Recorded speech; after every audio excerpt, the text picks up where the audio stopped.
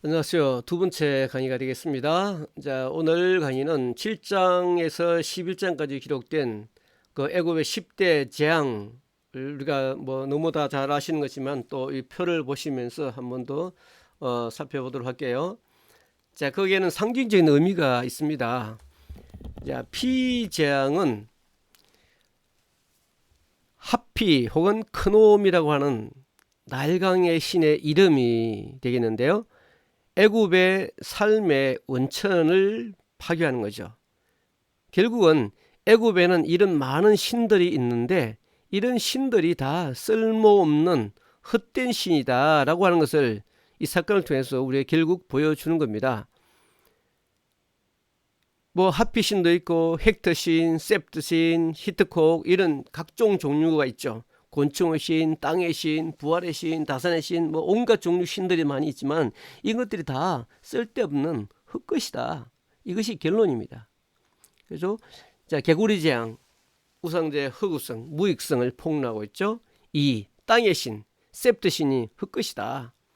악인들이 겪게 될 극심한 고통을 의미하고 8이 이 재앙은 하나님 대역자의 재난을 예시하고 있고 바로 곤충의 신이죠.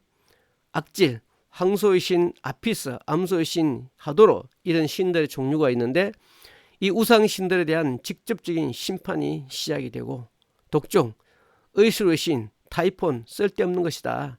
재앙이 하나님으로부터 온다는 것을 시작하고 있죠. 우박, 하늘의 신 누트, 대기의 신 수. 자, 이런 하나님의 엄중한 심판과 경고를 보여주고 있습니다. 메뚜기 신, 곤충의 재앙을 막는 신 세라피아. 자, 이런 다 곤충 형상을 하고 있는 우상들이 이집트에는 많이 있는데 다 그런 것들 쓸모없는 짓이다.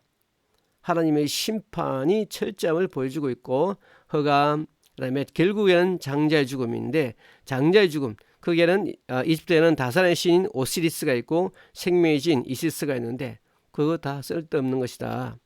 삶과 죽음은 오직 하나님이 주도하신다고 하는 것을 우리가 사건들을 통해서 알 수가 있게 되죠. 자, 출애굽기에 말하는 구원 과연 무엇일까요? 13장에서 18절에는 세례에 관한 이야기가 나옵니다. 이것은 결국은 자기를 부인하는 자기 부인에 관한 이야기가 나오고 19절에서 24절은 하나님의 계시로 이제 채우는 내용이 기록이 되어 있고요. 다음에 25절에서 40장은 성막을 통해서 하나님과 교통하는 내용으로 채워져 있습니다. 초대생 구별과 홍해 도화 사건, 자, 이 사건을 통해서 이제 한번 좀 더 자세한 내용을 한번 살펴볼까요? 출애굽기 19장을 이제 이후로 보시게 한번 읽어 보시고 개인적으로 여러분들 출애굽기 19장 4절에서 6절 말씀을 한번 여러분들 스스로 한번 읽어 보시고요. 자, 그다음에 12장에서 13장까지 내용을 한번 살펴보면 애굽 이주 후에 이제 430년 만에 마침내 출애굽이 이루어지죠. 사실은 400년 동안 종살이를 했고 30년은 요셉의 생활이 요셉이 그곳에서 30년을 살았기 때문에 그것을 포함해서 430년이 되겠죠. 자, 마침내 이제 출애굽을 하게 되는데 출애굽 사건과 관련해서 유월절 규례, 그다음에 초태생 규례가 이어지게 되고 이제 이스라엘 백성은 이제 본격적으로 가나안 여정을 시작하게 됩니다. 우리가 세상에서 구원을 받고 이제 구원을 받으면서 바로 천국에 가면 얼마나 좋겠습니까? 예, 천국에 가는 그 과정 일정들이 마치 출애굽에서의 삶과 비슷하다는 것을 우리가 알게 될 겁니다. 그래서 출애굽 이야기는 마치 우리의 삶의 예정과 비슷한 사건이죠. 예, 지금 내가 지금 어디에 있는지 여러분들 스스로 한번 살펴볼 기회를 갖기를 원합니다. 내가 아직도 지금 애굽에 세상에 종살이 하면서 살고 있는지 아니면 이제 겨우 이제 홍해를 건너서 광야 생활을 하고 있는지 아니면 이제 그 가네에서 바네에서 하나님을 이렇게 믿지 못해서 지금 막 40일 동안 지금 방황하는 그런 지금 방황의 시기에 있는지, 아니면 요단강을 건넜는지. 그렇지만 요단강을 건넜다고 해서 바로 가나안 땅에 들어가면 얼마나 좋겠습니까? 이 여리고성이라고 하는 거대한 성이 딱 지키고 섰죠. 이 여리고성을 부수지 않으면 우리가 가나안 땅에 들어갈 수 없는, 우리 인생의 이제 마지막 정말로 정복해야 될 그 가나안 정복 이전에 그 여리고성을 어떻게 정복할까? 이것은 여리고성은 있죠. 어떠한 것으로도 부술 수가 없습니다. 망치로도 해머로도 무기로도 부술 수가 없고, 오직 하나님 앞에서 침묵함으로써 하나님을 신뢰할 때 정복할 수 있는 유일한 것이죠. 그래서 우리가 큰 어려움을 만났을 때 우리가 침묵하는 법을 배움으로써 침묵을 통해서 하나님의 역사를 우리가 경험할 수 있는 그런 일도 여러분들 삶 가운데 있기를 원합니다. 자, 출애굽기 그렇게 이제 14장으로 넘어가게 되면 14장에서는 출애굽한 이스라엘 백성들이 홍해를 건너는 장면이 나오죠. 하나님의 권능으로 홍해가 갈라지자 이스라엘 백성들은 바다를 건넜지만 축이 가던 바로 군대는 바로 그 물속에 다 빠져 죽는 사건이 나오게 됩니다. 그리고 이제 15장에서 17장 이야기는 이제 홍해를 건넌 다음에 이스라엘 백성들은 이제 정말로 벅찬 그 구원의 감정으로 하나님께 찬양을 부르죠. 그래서 모세의 노래도 거기에 나오게 되죠. 이제 뭐 찬양도 하게 되고, 미리암도 이제 미리암의 노래가 있죠. 미리암도 찬양을 하게 되는 이런 찬양하는 장면이 나오게 됩니다. 그리고 가나안을 향한 이제 본격적인 이제 광야 여정이 시작이 되죠. 그런 과정에 이제 굉장히 많은 어려움을 겪게 됩니다. 마라의 쓴물을 치료해 주시죠. 물을 먹으니까 써요. 이때 이제 백성들의 반응이 나오죠. 이것이 이제 우리의 삶에 중요한 것인데요. 우리가 이런 어려움을 당했을 때 우리의 반응이 중요한 것입니다. 늘 이스라엘 백성들처럼 불평으로 우리가 일관할 것인지, 아니면 그나마 그래도 감사할 것인지. 우리가 문제를 해결하는 방법은 불평으로서 해결할 수가 없다는 것을 출애굽기를 통해서 알 수가 있는데, 그것은 오직 감사로서만 문제를 해결할 수 있다. 중요한 내용이죠. 우리가 문제를 해결하는데 중요한 키워드는 뭐냐? 바로 감사라는 것이죠. 불평 대신에, 원망 대신에 감사함으로써 그 문제를 풀 수 있는 것을 여러분들 삶을 통해서 직접적으로 경험을 해보셔야 되는 것입니다. 또 신광야에서 만나와 메추라기를 주셨죠. 배고프다고 불평하니까 하나님은 또 주셨어요. 르비딤에서 반석에서 물이 나오죠. 자, 이런 반석에서 물 나오는 사건, 이런 사건들은 다 사실은 이런 사건들을 통해서 예수 그리스도의 이야기를 해주고 있는 겁니다. 자, 만나와 메추라기 사건, 이것은 이제 오병이의 사건과 같이 견주어서 생각해 볼 수가 있겠고요. 또 반석에서 물이 나온 사건, 바로 예수님의 이야기죠. 예수님이 반석이시고 예수님이 다 생명의 물이고 생명수로 오셨습니다. 이런 사건들을 통해서 우리가 어떻게 예수님과 같이 이렇게 연결할 것인지 곰곰이 생각하시면서 우리가 성경을 볼 수 있어야 되겠습니다. 이것을 예표론이라고 합니다. 혹은 타이폴로지라고도 하고요. 이런 상징적인 것들을 통해서 은젓이 간접적으로 예수 그리스도에 대한 메시아에 관한 이야기를 해주고 있는 것입니다. 자, 단물로 변한 마라의 쓴물, 바로 물이 포도주로 변하는 그런 사건. 그러니까 신약에 있는 사건들은 다 구약의 배경을 두고 있다는 것을 우리가 알 수가 있습니다. 만나와 메추라기 사건도 마찬가지요. 반석에서 물 나고 아말렉과 싸우는. 자, 아말렉은 이제 상징적인 의미는 우리 속에 있는 정말로 몰아내야 될 악한 영들, 악한 세력들입니다. 우리의 분노, 우리의 생각을 가로막는 이런 부정적인 생각들, 우리 속에는 항상 이런 악한 영들이 우리 속에 내재하고 있습니다. 이것들을 다 물리쳐야 되는데, 아말렉이라는 이름으로 이제 우리에게 가르쳐주고 있죠. 그래서 이것은 반드시 우리가 괴멸시키고 우리가 쫓아내야 됩니다. 그래야만이 우리는 가나안 땅에 정상적으로 돌입할 수가 있겠죠. 자, 18장에 보면 모세가 르비딤 광야에서 진을 치고 있을 때 장인 이드로가 모세의 처자를 데리고 모세를 방문하게 되죠. 자, 이때 모세는 이드로의 조언에 따라서 이스라엘의 행정 조직을 체계적으로 확립을 하게 됩니다. 그리고 모세의 그 신앙 간증을 통해서 이드로가 하나님을 영접하게 되는 사건도 나오게 되죠. 신앙 간증이 그래서 중요한 것입니다.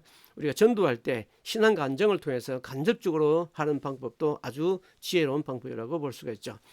19장은 출애굽한 지 이제 한 3개월, 원년 제3월, 그죠? 시내산에 도착을 한 다음에 이제 이스라엘 백성들이 율법을 받기 위해서 준비하는 장면이 나옵니다.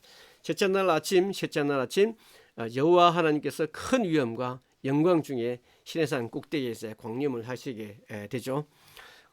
그 보면 20장 1절로 21절 말씀에 쭉 내용을 읽어보시면 되겠습니다. 자, 이제 마지막 보면 십계명이 이제 이어서 모세 율법의 중심을 이루는 언약서가 이제 주어진 내용입니다. 20장 이후로 23장 사이에 걸쳐서 손해배상에 관한 법칙, 이런 우리가 사회 전반적인 삶에 관한 이런 법칙들을 주어지죠. 그래서 성경은 하나님과의 관계뿐만 아니라 이런 사회적인 관계 또 세상적인 모든 관계까지도 관심을 가지고 우리에게 중요한 법을 주셨다는 것을 알 수가 있겠죠. 자, 구원 그 이후에 어떤 사건이 발생했고, 이것은 이제 자기를 부인하는 삶이 이어지겠죠. 자기를 부인한다는 것은 자기를 내려놓는 비움의 삶을 통해서 우리가 성숙해 가는 것을 볼 수가 있습니다. 자, 6월절은 이제 넘어가다고 하는 뜻이죠. 누군가가 죽고, 그죠? 6월절은 양이 죽고 그 양의 피로 인해서 구원을 받는 사건이 되겠습니다. 그리고 6월절에는 또 특별한 뜻이 하나 있는데요. 절름발이라고 하는 뜻도 6월절에 포함이 되어 있습니다. 여러분들 6월절이 절름발이의 뜻을 가지고 있는 거 혹시 아시나요? 6월절 어린 양이가 피가 문설주에 있을 때 그 죽음의 전사가 다 지나갔는데 이 야곱과 에서의 사건을 여러분들 아실 거예요. 이 야곱이 이제 에서를 피해서 도망가서 20년의 세월을 지나고 이제 베델로 돌아오는 그 사건이 나옵니다. 그런데 이 야곱이 야복강에서 이제 하나님의 천사와 씨름을 하면서 절름발이가 되죠. 야, 이제 곧 에서를 만나야 되는데 에서가 지금 400명을 기다리고 400명이 지금 에서를 기다리고 야곱을 기다리고 있죠. 400명이나 필요할까요? 야곱을 환영하는데, 이 환영하는데 400명이 필요한 것이 아니라 야곱 족속을 아예 멸망시키려고 죽이려고 400명을 데려온 거죠. 장정만 400명이라고 했으니까요. 이거는 환영이 아니죠. 그냥 죽이려고 작정한 거죠. 20년을 기다리고 있는 건. 그런데 야곱이 절름발이가 되었다, 쩔뚝발이가 되었다. 이건 죽은 목숨이죠. 죽은 거예요. 이것은 이미 도망갈 수가 없는 거죠. 자, 그런데 이것이 우리 인생에서 벌어질 수 있습니다. 정말로 중요한 시점에 우리가 은행에 부도가 난다든지 인생에 절망하는 그런 엄청난 사건이 벌어질 때 우리의 태도가 어떨까 하는 거죠. 자, 야곱은 절름발이로 인해서 도망간 것이 아니라 절름발이 때문에 오히려 살아남은 사건이 된 거예요. 이 야곱도 사실은 죽이려고 왔는데, 이 에서가 사실은 야곱을 죽이려고 왔는데, 이 악한 이 에서도 이 야곱을 쳐다보는 순간에 긍휼의 마음이 생긴 거예요. 하나님께서 그 마음을 만지신 거죠. 밤새 씨름하느라 얼마나 피곤했겠어요. 땀 뻘뻘 흘려서 온몸이 그냥 이게 피곤한 상태에서 그거다 다리까지 절면서 쩔뚝쩔뚝 오는 그 모습을 바라보면서 에서가 너무너무 긍휼의 마음이 생긴 거예요. 불쌍한 거죠. 그래서 끌어안고 웁니다. 이렇게 절름발이로 인해서 야곱이 목숨을 살게 되죠. 그래서 유월절이라는 달에는 절름발이라는 뜻도 같이 포함이 되어 있습니다. 그래서 이런 절름발이가 되었다 하더라도 그것이 우리를 구원하는 하나님의 구원의 한 방편이라는 것을 우리가 알 수가 있습니다. 그래서 모든 일에 감사할 수 있는 저희들 되기를 바랍니다. 그리고 출애굽 13장에는 신학의 이제 오리엔테이션이 되고 14절에 이제 홍해 사건, 세례 사건이 나오죠. 내가 죽고 예수님이 사는 사건이 바로 되겠습니다. 이 홍해 세례 사건을 이제 신학에서 해석을 해주고 있는데 고린도전서 10장 1절에 보시면 이렇게 기록이 되어 있습니다. 형제들아 나는 너희가 알지 못하기를 원하지 아니하노니 우리 조상들이 다 구름 아래에 있고 바다 가운데로 지나며 모세에게 속하여 다 구름과 바다에서 세례를 받고 그 홍해를 지나는 그 과정을 그죠? 물과 물 사이를 지나는 그 과정을 세례받은 사건으로 신학은 해석을 하고 있습니다. 그래서 요 세례는 물에 들어가는 침례가 물론 좋겠죠. 침례가 정상적이고 침례를 할 수만 있다면 침례가 좋습니다. 그렇지만 또 상황이 되지 않을 때 우리가 물로 지나갈 수도 있고 또 물을 뿌릴 수도 있고 간단하게 이렇게 할 수도 있는 것이죠. 그것 때문에 이렇게 다투거나 싸우거나 제발 좀 그리 하지 마시기를 부탁을 드리겠습니다. 자, 고린도전서 10장 4절에 보니까 모두가 같은 신령한 음료를 뒤따르는 신령한 반석으로부터 맞았으니 그 반석은 곧 그리스도라. 반석 그리스도, 크텐 그리스도, 만나 그리스도, 또 불타는 그 떨기나무 그리스도의 다 이 모든 것은 그리스도에 관한 이야기, 메시아에 관한 이야기라는 것을 우리가 항상 염두에 두시면서 성경을 읽어 나가시기 바랍니다. 15장 18절은 광야 훈련에 관한 이야기가 나오게 있죠. 자, 이제 비움 이후로 채움의 단계도 있습니다. 우리는 비우면 또 채워야 되겠죠. 자, 채우는 단계가 19장에서부터 이어집니다. 시내산에서 제사장 나라 비전을 채우게 되죠. 비전을 소유하는 나라, 제사장 나라로 이제 우리가 성장하게 되고 20장부터 23장까지는 하나님의 계시로 채우게 되는 것입니다. 십계명, 제사법, 시민법 이런 것들로 이제 채워지는 장면이 등장을 하게 되죠. 우리 인생도 마찬가지입니다. 늘 비우면 채워야 되겠죠. 그죠? 그 다음에 24장에는 언약 백성으로 언약을 체결하는 내용이 나오게 됩니다. 자, 구원 이후에 이제는 비우고 채우고 이제 하나님과 교통하는 단계로 이어져야 되겠습니다. 하나님과 교통의 단계가 동행하는 단계가 없으면은 앞에 이전에 있던 채움도 필요가 없게 되겠죠. 그래서 이 채움 다음에 하나님과 동행하는 삶이 너무너무 중요한 것입니다. 자, 십계명과 언약의 율법을 주신 하나님은 모세를 통해서 이스라엘과 공식적으로 언약을 체결하시죠. 그 이후에 모세는 십계명을 돌판에 받기 위해 시내산에 올라 40주화를 머뭅니다. 네, 첫 번째 십계명은 바다 내려오다가 이스라엘 백성들이 우상 숭배와 금송아지 사건으로 인해서 모세가 건한 것을 깨트립니다. 야, 어떻게 하나님께서 그 귀하게 주신 그 십계명을 감히 모세가 그것을 깨트릴 수가 있겠습니까? 이해가 되십니까? 도대체 이 사건은 우리가 어떻게 봐야 될까요? 왜 하나님께서 왜 모세는 그 귀한 하나님의 율법을 깨트렸을까요? 그리고 두 번째 다시 십계명을 줍니다. 두 번째 줄 때 모세의 얼굴에는 광채가 나죠. 여기에는 또 상징적인 의미가 있습니다. 전에 창세기 이야기할 때 제가 말씀드린 기억이 있는데요. 자, 이 첫 번째 십계명과 두 번째 십계명, 그 다음에 그 무화과나무 이파리로 부끄러움을 가린 그 사건과 하나님이 가죽옷을 만들어 입힌 사건과 이 두 개를 연결시켜서 봐야 됩니다.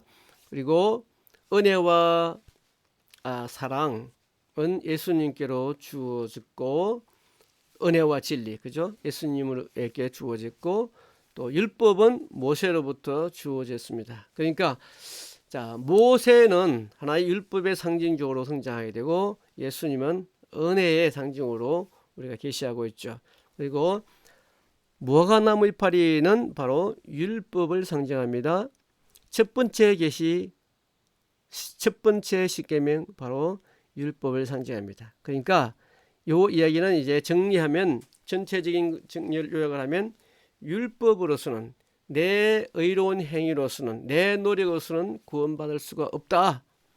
오직 하나님의 은혜로만 구원을 받을 수가 있다라고 하는 것을 상징적으로 보여주고 있습니다. 이것이 이제 모세가 왜 가나안 땅에 들어가지 못했을까? 모세가 가나안 땅에 들어가지 이유가 뭘까? 많은 사람들이 뭐 이렇게 순종하지 않아서 불복종해서 불순종해서 들어가지 못했다라고 하지만 자, 실제로는 그것보다는 우리가 순종 불순종에 관해서 이야기하자면 이스라엘 백성들이 더 불순종했죠. 모세가 불순종했습니까? 이스라엘 백성들은 못 들어가야지. 왜 모세가 못 들어갑니까? 그렇지 않죠. 이것은 율법으로서는 하나님 나라에 들어갈 수 없다라고 하는 것을 우리에게 보여주는 내용입니다. 그러니까 무화과 나무 이파리 율법을 상징하고 첫 번째 십계명 깨트린 거 바로 율법을 상징합니다. 율법은 첫 번째 계명은 반드시 깨어져야 됩니다. 두 번째 계명 하나님의 은혜가 하나님의 두 번째 주신 두 계명이 나오죠. 새 계명이 나오죠. 새 하늘과 새 땅이 나오죠. 새 언약이 등장하죠. 이게 예수를 통해서만 우리가 가나안 땅에 들어갈 수 있는 것을 보여주고 있는 내용이라고 볼 수가 있겠습니다. 자, 이제 34장에서부터 34장 이후로 이제 성막에 관한 이야기가 나오죠. 성막 건축, 봉헌, 교통 이런 내용이 나오게 됩니다. 그래서 이제 성막 이야기는 나중에 또 다시 우리가 공부하게 될 텐데요. 이스라엘 중 하나님의 임재의 상징적 처소와 성막의 양식에 관한 지시가 길게 주어집니다. 무려 50장에 해당이 됩니다. 자, 이것들은 나중에 이제 다시 특별하게 우리가 좀 다루어야 될 걸로 생각이 되는데, 자, 이 부분은 다시 다음 시간에 다시 다루도록 하겠습니다. 자, 지금까지 수고하셨습니다. 잠시 후에 다시 시작하도록 하겠습니다.